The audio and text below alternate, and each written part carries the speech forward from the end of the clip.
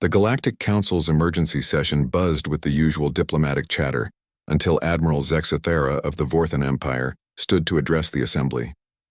Her crystalline features gleamed under the chamber's bioluminescent panels as she activated the holographic display at the center of the room.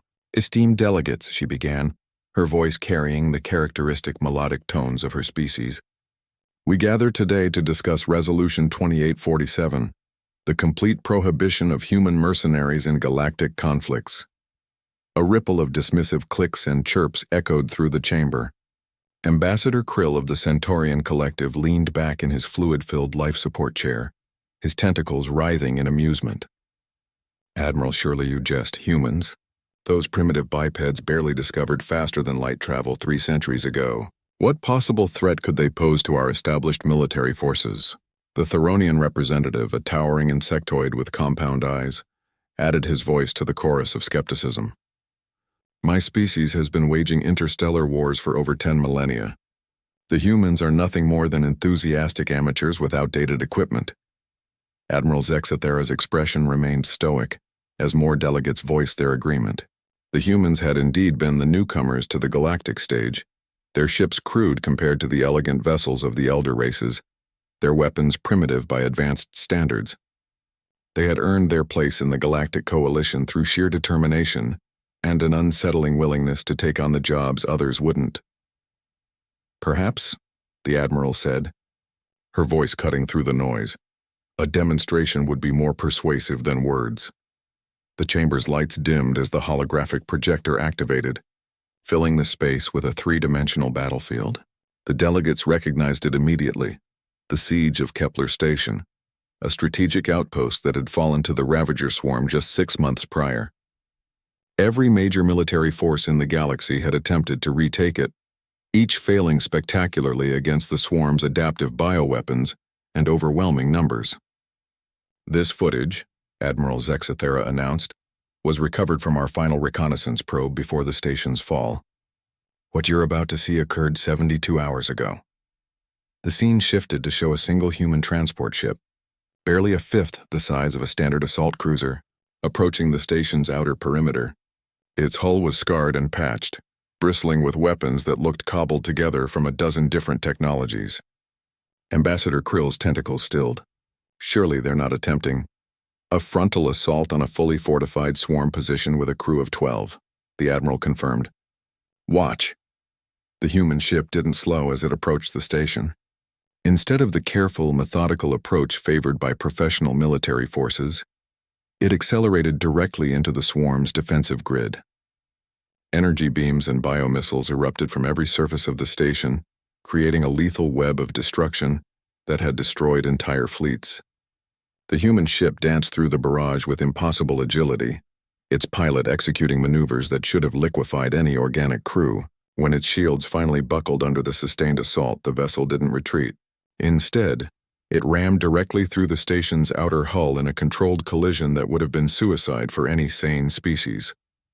The delegates watched in stunned silence as 12 humans in powered armor spilled from the breach, like a virus entering a cell.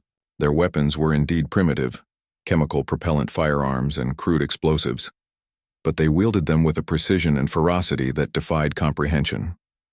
The first human to emerge took 17 hits from swarm biospines before his armor finally failed. As he fell, he detonated something in his chest plate, taking out an entire nest of enemy combatants. He never stopped firing.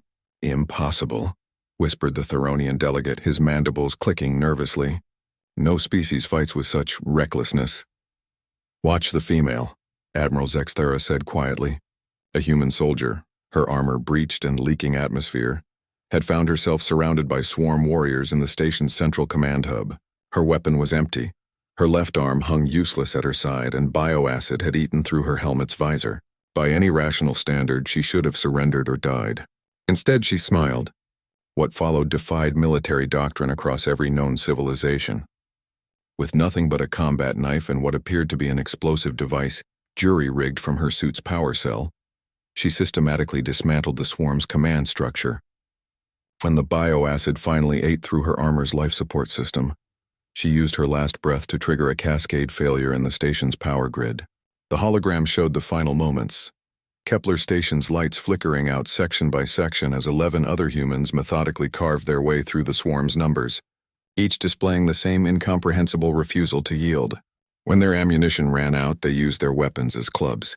When their weapons broke, they used their fists. When their armor failed, they fought in the vacuum of space with nothing but their environmental suits and an apparent immunity to the concept of hopelessness. The last human standing, a young male who couldn't have been more than 20 by their species' standards, stood alone in a corridor filled with swarm corpses. His suit was failing, his body broken in at least 6 places that the medical scanners could detect, and he was surrounded by hundreds of approaching enemies. He was still laughing when the station's self-destruct sequence, triggered by his fallen comrade, reduced everything to cosmic debris. The hologram faded, leaving the council chamber in absolute silence. Ambassador Krill was the first to speak, his voice barely a whisper. They actually retook the station. No, Admiral Zexathera corrected, her own voice heavy with something approaching awe. They didn't retake it. They denied it to the, enemy, permanently. 12 humans accomplished what our combined fleets could not. They broke the swarm's expansion into this sector. The Theronian delegates' compound, eyes fixed on the Admiral. How many humans answered the call for this mission? 12 volunteers.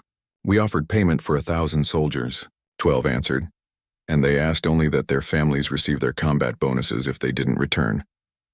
The Admiral paused, letting the implications sink in. They knew it was a suicide mission. They knew they would never see home again. They went anyway. The chamber remained silent for long minutes before the Centaurian ambassador spoke again, his tentacles now perfectly still. Admiral, you said you recovered this footage 72 hours ago. Correct. And the swarm's response to this development? Admiral Zexthara's crystalline features reflected something that might have been satisfaction. 3 swarm hive fleets have retreated from human-occupied sectors. 2 more have requested negotiations. It appears that even a species bred for endless war can recognize a predator when they see one. The vote on Resolution 2847 was unanimous. The prohibition on human mercenaries was not enacted.